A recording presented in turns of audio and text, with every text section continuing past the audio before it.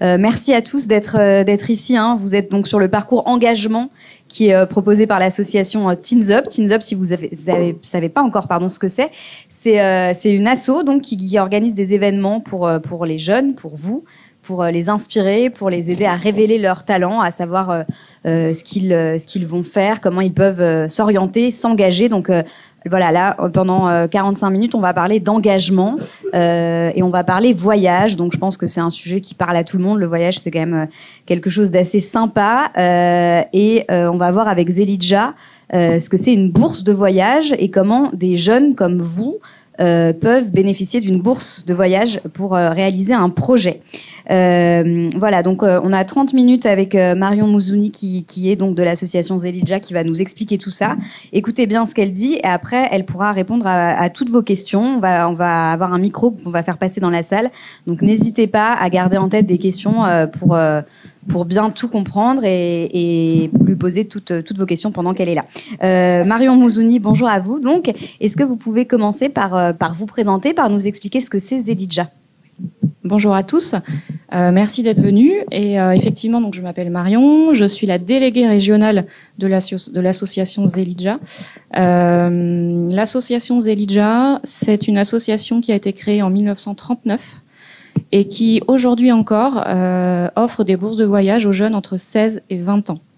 Alors je vous laisse regarder une petite vidéo de présentation et après cette vidéo, je vous explique plus en détail qu'est-ce que Zelidja. Tu as envie de voyager, d'aller voir ailleurs, de découvrir de nouvelles façons de penser, de vivre une expérience hors du commun, de découvrir l'autre et de te découvrir. Inspire un grand coup et voyage avec une bourse Zelidja. C'est maintenant ou jamais. J'ai passé 2 semaines dans une communauté où il y avait un atelier de chapeau au Pérou. Juste, je l'ai fait parce que j'avais confiance en moi et mon intuition me disait « là, tu peux le faire ». Je suis parti pour découvrir une nouvelle forme de voyage, donc le voyage seul, car d'habitude je partais avec des amis, etc. Se laisser porter, j'avais des intuitions. En fait, je passais mon temps à juste écouter ce qui se passait et à me dire « oh, ça a l'air cool là, j'y vais ». J'ai appris que je pouvais me débrouiller toute seule à l'étranger. Et j'ai appris à oser aussi, à demander de l'aide à des inconnus, à me débrouiller en fait. Ça m'a permis de découvrir la liberté. C'est surtout ça. À 16 ans, 17 ans, de faire ce que tu veux de ta vie. En fait, t'as personne qui va te dire si c'est bien, pas bien. C'est juste toi. Alors, prêt à partir pour ton aventure ? Alors, ça donne envie. Hein. Est-ce que vous pouvez nous expliquer à qui ça s'adresse ? On a vu ces jeunes-là. Est-ce que ça peut être n'importe qui ? Est-ce qu'il y a des critères pour pouvoir bénéficier de cette bourse ? Effectivement, il y a des critères. Le premier critère, donc je vous l'ai dit, c'est avoir entre 16 et 20 ans. Le deuxième critère, le plus important, et c'est ce qui fait en fait la singularité de l'association, c'est de proposer un voyage en solitaire. Donc, le voyage Zelidja, c'est un voyage où on voyage seul, sans ses parents, sans ses amis, sans l'école. On est tout seul face à soi-même et on s'ouvre aux autres. Ensuite, il y a 2 autres critères à respecter. C'est de proposer un projet de voyage pour une durée d'1 mois minimum, dans le pays de son choix, mais avec un sujet d'étude. Alors, quand on dit sujet d'étude, ce n'est pas une enquête journalistique ou une thèse à faire. Hein. C'est en fait avoir un fil rouge, avoir une problématique ou des problématiques à étudier, pour découvrir en fait un thème, un sujet qui vous anime, qui vous tient à cœur. Le choix du pays est complètement libre, le choix du sujet est complètement libre. Ça, ce sont les 4 critères fondamentaux. C'est vous et votre motivation. Et si, par exemple, on a envie de voyager, on est curieux de découvrir un autre pays, mais qu'on n'a pas encore d'idée précise de ce qu'on veut faire, que, par exemple, on nous dit un sujet d'étude, oui, mais je sais pas quoi étudier. Est-ce que vous orientez les jeunes sur ces questions-là ? Effectivement, avant de déposer son projet sur le site de Zelidja, on peut très bien nous contacter et on peut monter le projet ensemble. En général, les candidats ont déjà une idée assez précise parce que souvent, la bourse Zelidja permet de financer des voyages qui correspondent un peu à des rêves, à des envies qu'on a depuis tout petit de découvrir un pays. Donc, il est très très rare finalement qu'on postule sans avoir d'idée, mais on est là bien sûr aussi pour orienter.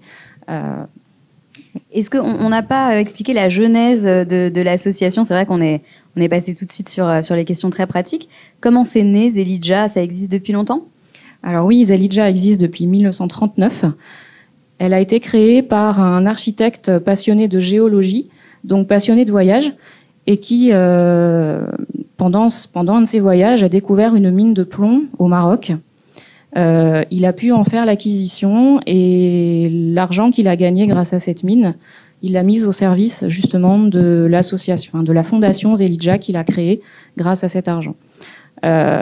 Cet architecte, il s'appelait Jean Walter. Et voilà, son objectif, c'était de permettre à n'importe quel jeune de France, quel que soit son parcours scolaire, quel que soit ses diplômes, quel que soit son milieu d'origine, donc c'était de l'aider à pouvoir voyager.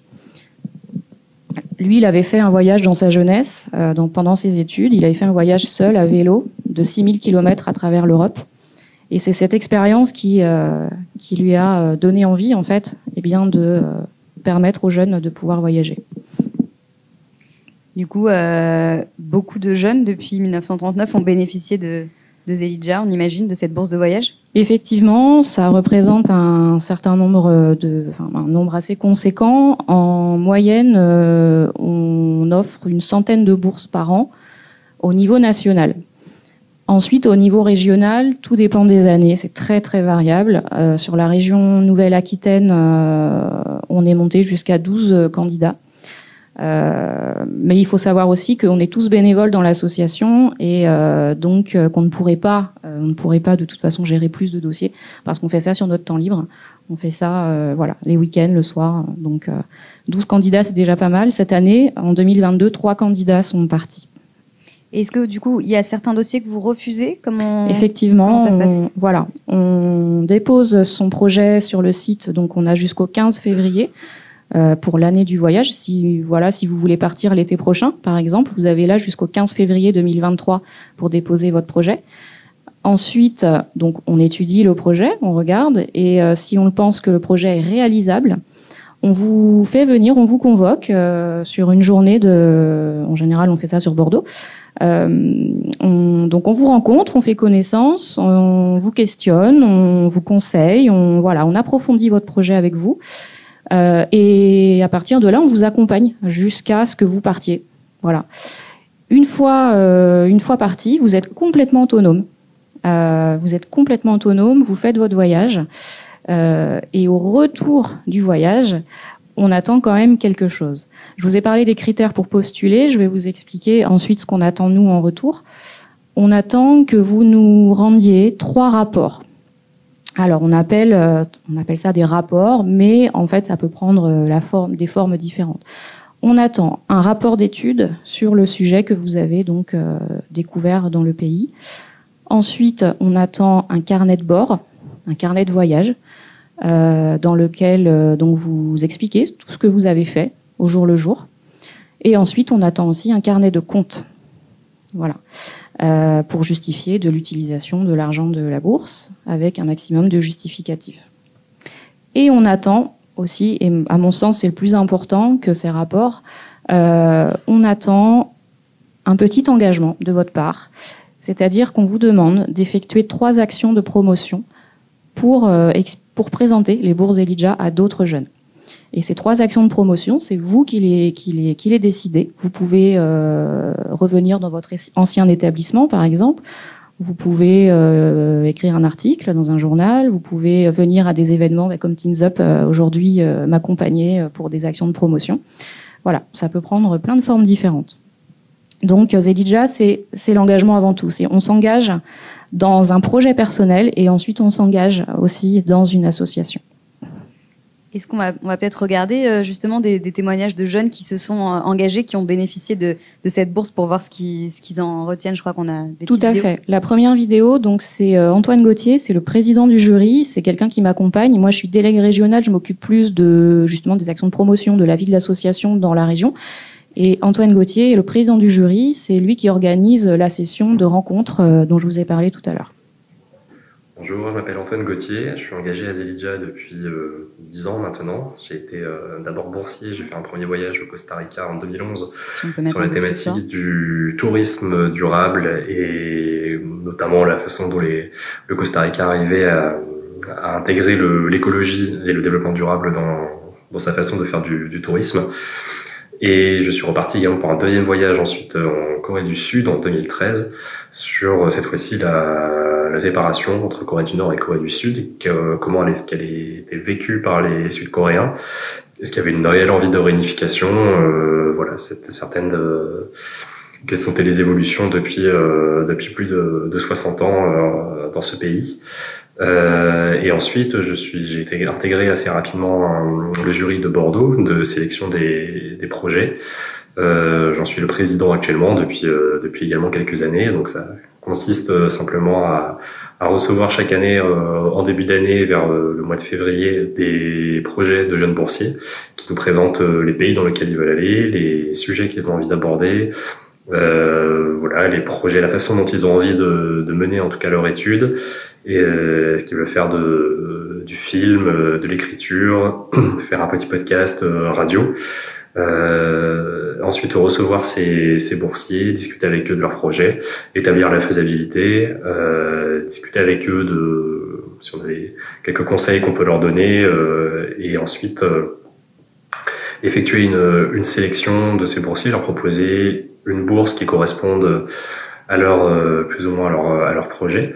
Et ensuite suivre au cours de l'été les projets des boursiers que l'on aura sélectionnés, et ensuite au retour suivre également que tous nos boursiers puissent nous rendre un rapport d'étude sur le sujet qu'ils ont choisi au préalable, un carnet de bord, donc un carnet de voyage écrit au jour le jour sur leurs aventures, ce qu'ils ont fait, et un carnet de compte également qui présente leur voyage et la façon dont ils ont réussi à s'en sortir financièrement avec la bourse qu'on leur a donnée.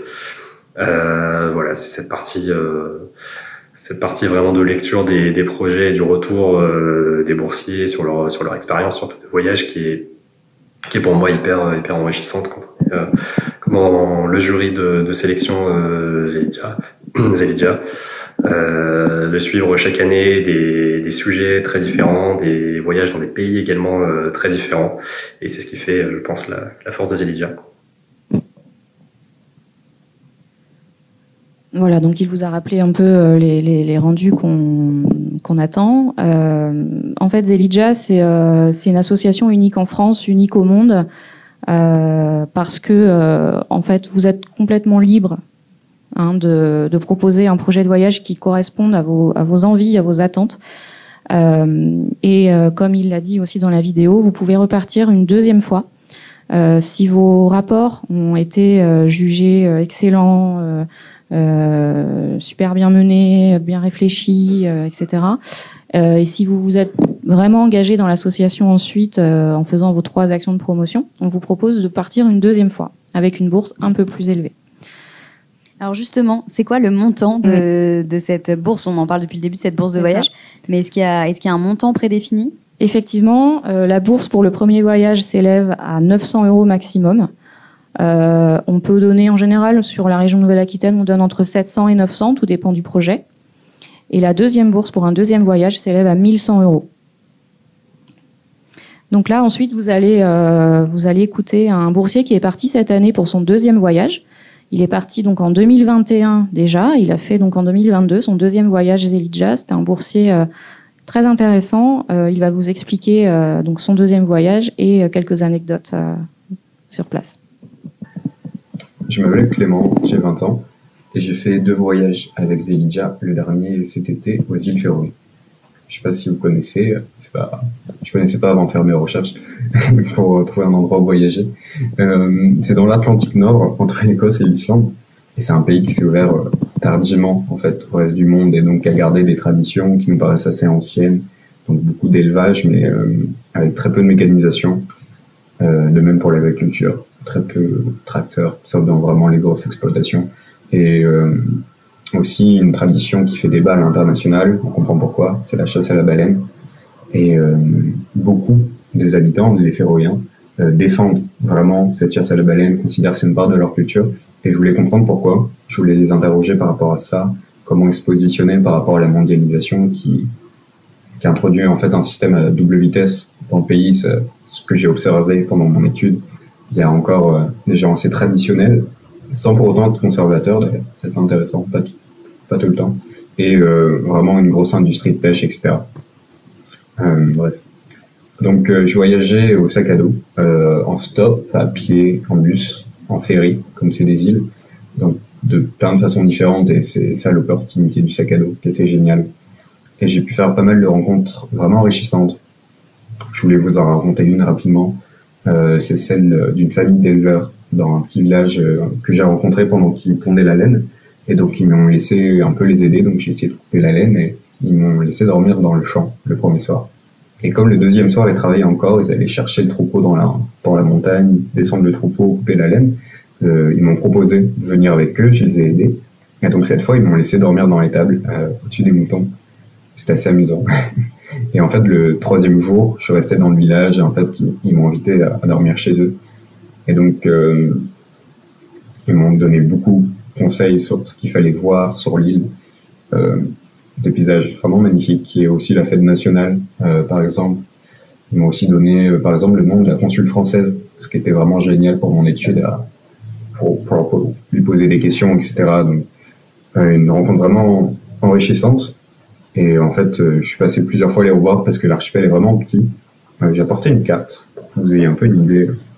C'est la carte que j'avais, alors j'ai noté beaucoup de choses dessus, rapidement. Et donc, comme c'est très petit, je suis passé plusieurs fois les revoir. Et donc, c'est quelque chose de rare en voyage et c'est une chance, je pense. Et récemment, ils m'ont envoyé encore des messages et on garde contact. Et en fait, ils m'ont envoyé des vidéos de la ferme, du travail qu'ils avaient fait. Et donc, c'est vraiment une rencontre et je me souviens que j'étais vraiment triste en fait de les quitter à la fin parce que je m'étais attaché à eux et c'était devenu des amis quoi. Et donc c'est une expérience que j'avais pas connue en voyage qui m'a vraiment construit d'un côté parce que je pense que avant ça j'avais une réticence, une timidité pour aller parler aux gens et j'étais obligé de dépasser ça pour aller rencontrer du monde, pour aller trouver des endroits où dormir tout simplement, mener mon étude et donc c'est quelque chose que j'ai pu faire, je pense, que j'ai réussi à faire. Et donc je suis assez fier, donc même si c'était difficile parfois avec la fatigue, le climat aussi, mais j'ai aucun regret par rapport à ça. Et voilà. J'espère que ça vous a intéressé, ce court récit et bonne fin de conférence. Merci à lui pour ce témoignage.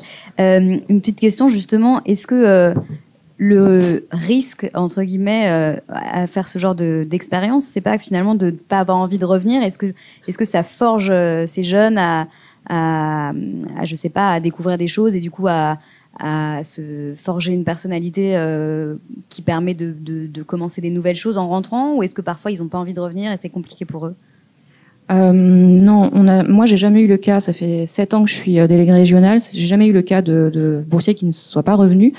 Non, parce qu'en général ils sont tous en formation, en études, donc ils reviennent parce qu'à la rentrée. Mais effectivement c'est une expérience qui change vraiment, qui transforme, parce que c'est un voyage en solitaire.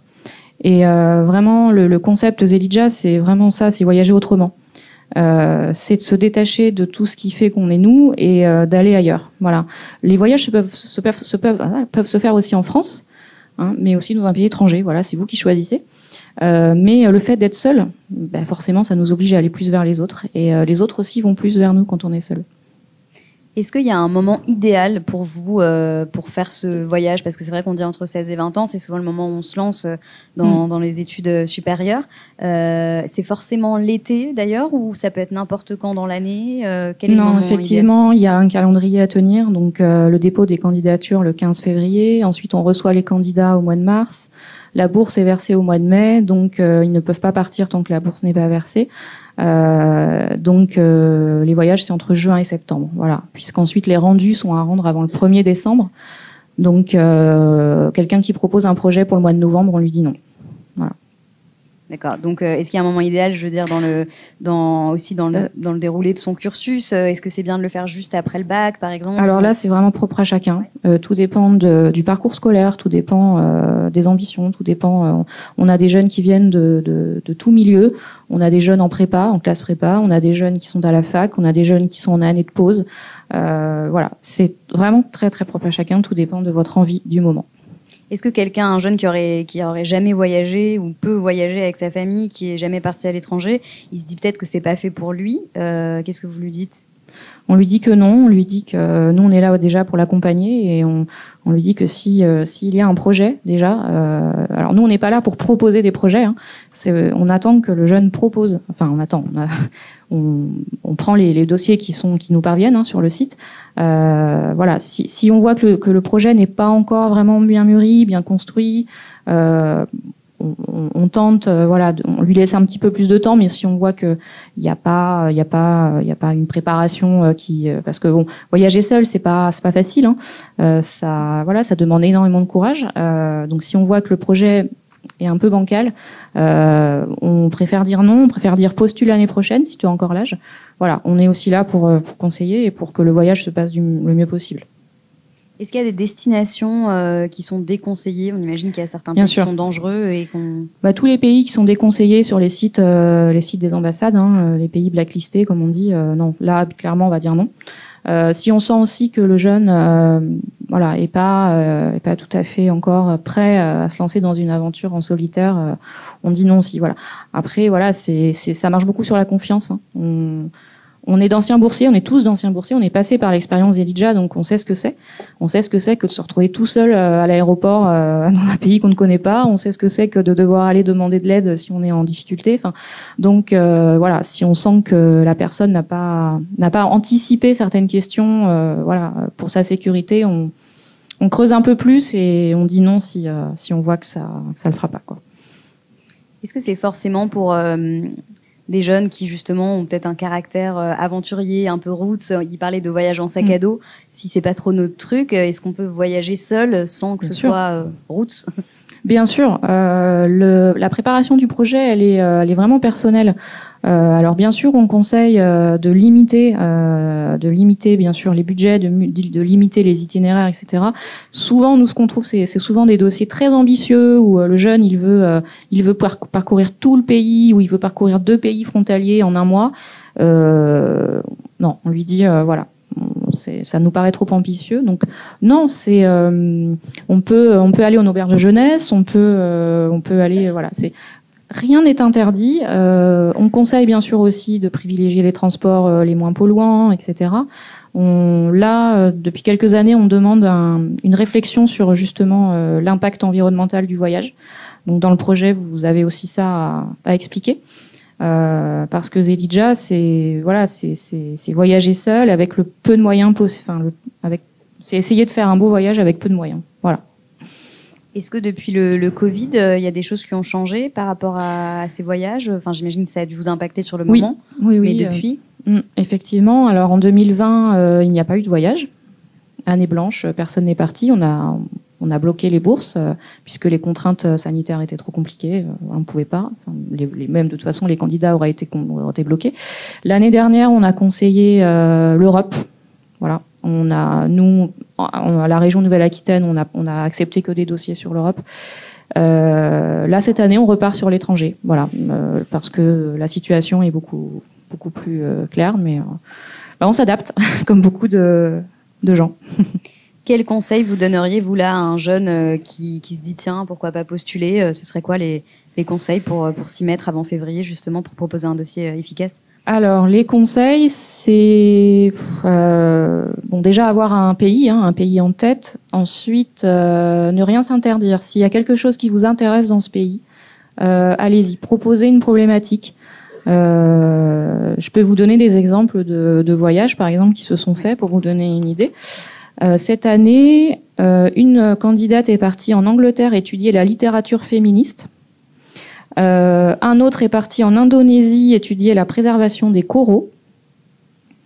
Clément, donc en deuxième voyage, est parti aux îles Féroé étudier les traditions, la culture de cet archipel. On a eu aussi il y a quelques années la question du bonheur au Canada. On a eu l'écologie en Suède, la gastronomie de l'Italie du Nord, l'architecture berbère au Maroc. Voilà, vous voyez, c'est des sujets très très très très variés. Tout est possible. Voilà. Le conseil, c'est si vous voulez postuler pour cette année, n'attendez pas trop parce que il faut quand même préparer un peu son projet. On demande un itinéraire provisoire, un budget provisoire, des contacts si possible dans le pays, etc. Donc, mais voilà, ne vous interdisez rien, tout est possible avec Zelidja. Comment on fait pour vous contacter? On va prendre des questions après. Préparez bien vos questions parce qu'il nous reste quelques minutes, une dizaine de minutes pour répondre à vos questions. Et je pense que c'est un sujet intéressant, donc il y a pas mal de choses à demander. Comment on fait du coup là si on veut postuler, vous contacter? Vous avez un site à nous donner ou quelque chose? Alors le site internet zelidja.com tout simplement. Tout est dessus, toutes les informations. Vous avez aussi des témoignages et vous avez les contacts. Voilà. Que ce soit sur les réseaux, par mail, téléphone, etc. Voilà, et on se fera un plaisir de vous conseiller, de vous aider. Est-ce que vous avez des questions dans la salle? Alors, je pense que voilà, c'est monsieur qui va vous passer le micro. On a une question au milieu. Donc bonjour. Alors moi, je voulais vous demander par rapport aux bourses. Est-ce que on va devoir tout rembourser après le voyage? Alors, si tu t'engages, si tu rends les rapports demandés, donc le rapport d'études, le carnet de bord et le carnet de compte, et si tu fais tes 3 actions de promotion dans l'année du voyage, aucun problème, tu as respecté tes engagements. Il faut savoir que quand vous partez, avant de partir, vous signez quand même une convention entre vous et la Fondation Zelidja.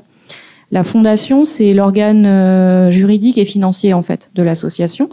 Donc vous vous engagez, vous signez un papier, vous vous engagez à faire tout ça. Si vous ne le faites pas, effectivement, on peut vous demander le remboursement total ou partiel de la bourse. Et pour l'organisation, on est libre de faire ce qu'on veut, comme trouver une famille d'accueil, aller dans une école ou. Exactement. On a le droit. Exactement. Okay. Zelidja, l'objectif, c'est l'émancipation, c'est la prise d'initiative, c'est développer l'autonomie, quel que soit le pays, quel que soit le sujet. Vous êtes complètement autonome sur la réalisation de votre projet. Donc, vous cherchez vos contacts. Alors, bien sûr, Zelidja, aujourd'hui, c'est une grande famille, donc on a plein de contacts aussi, nous, à vous donner. Si vous nous dites, voilà, je vais aller au Canada, voilà, je te mets en contact avec des boursiers qui sont déjà partis au Canada et hop, c'est parti. Mais effectivement, nous, on ne vous impose rien. On n'a aucun partenariat dans aucun pays avec des hôtels ou non. Vous êtes libre.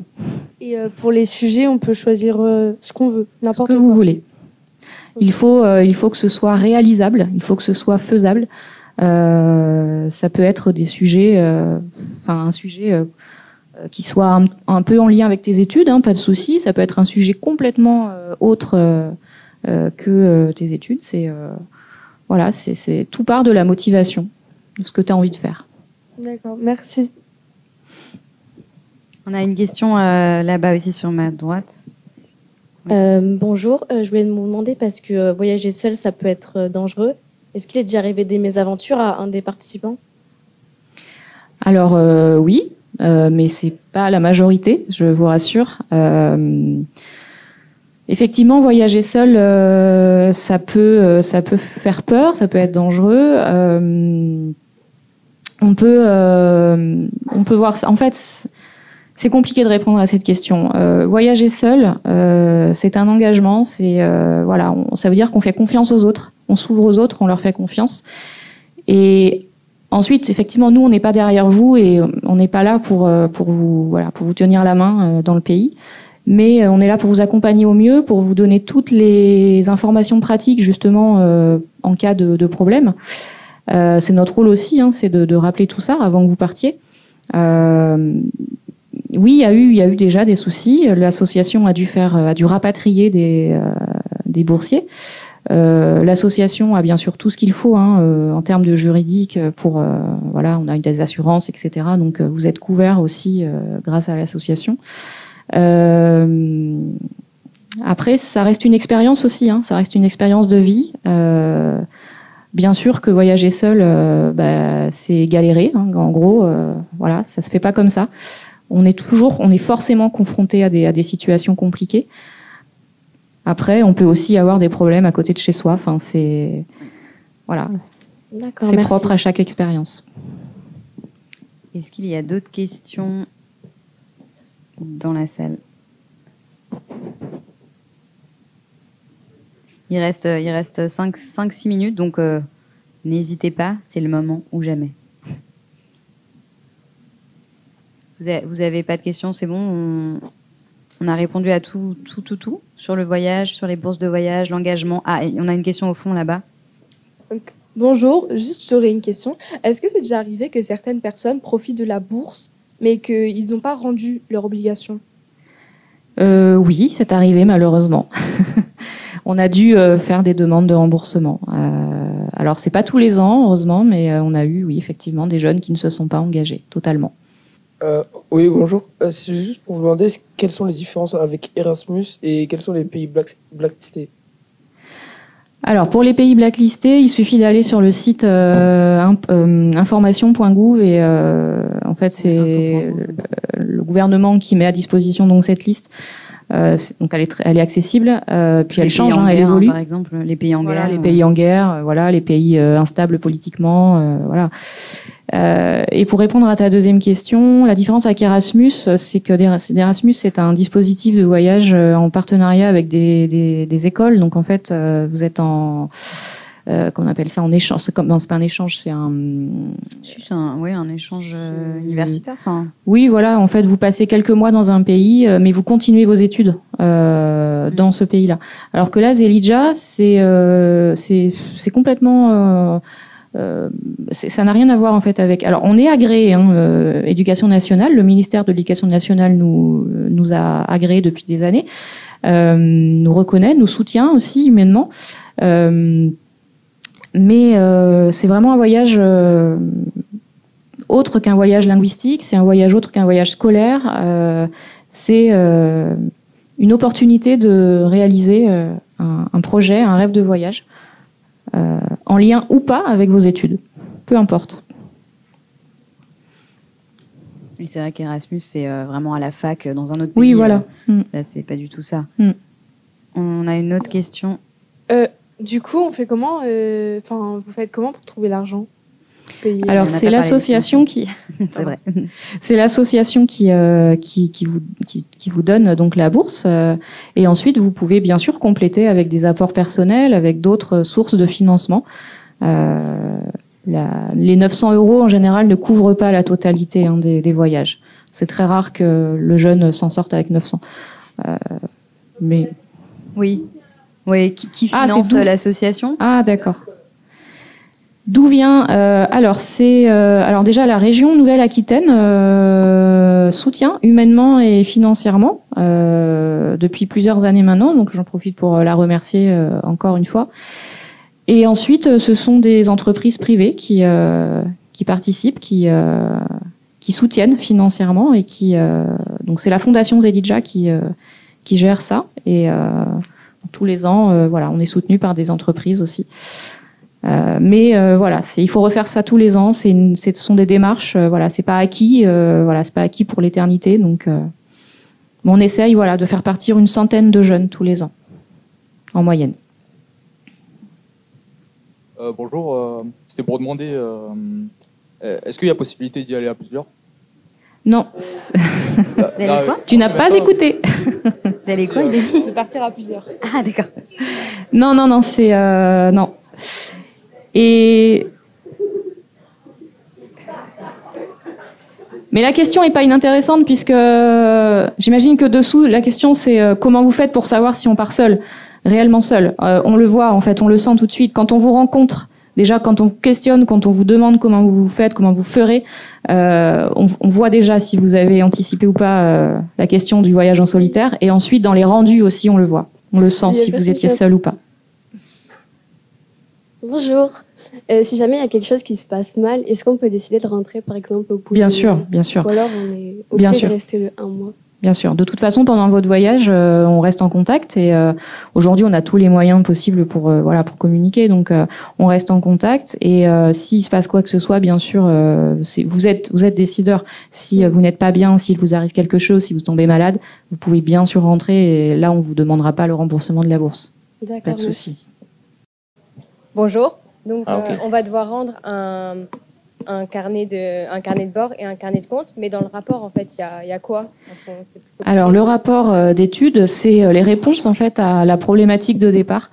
C'est ce que vous avez découvert sur place. C'est voilà un petit retour écrit sur le sujet choisi. Voilà, ça dépend du sujet. Hein, ça peut être voilà. Après, c'est vous qui l'organisez, mais il nous faut voilà un petit retour sur ce sujet, sur ce thème.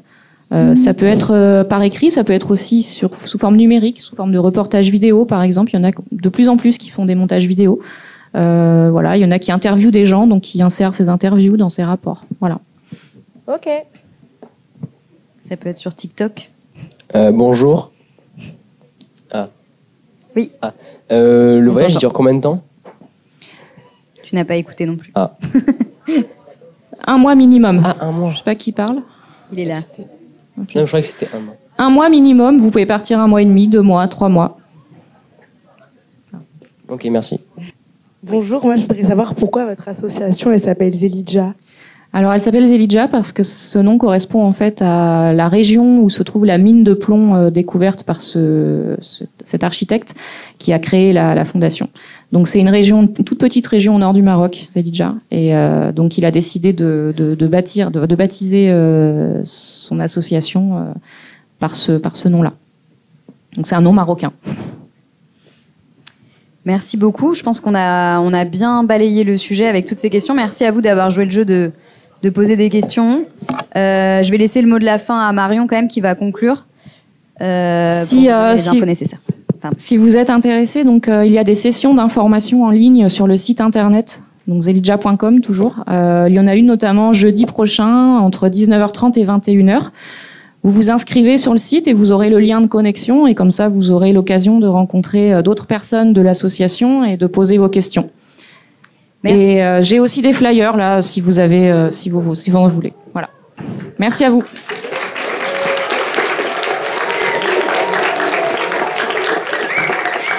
Voilà, merci. Je voulais juste prendre 1 minute pour remercier la Bibliothèque Mériodec qui accueille les événements de Teens Up, les partenaires de Teens Up et toutes les associations bénévoles qui interviennent aussi pendant ces 2 jours. Merci à tous et bonne journée à vous.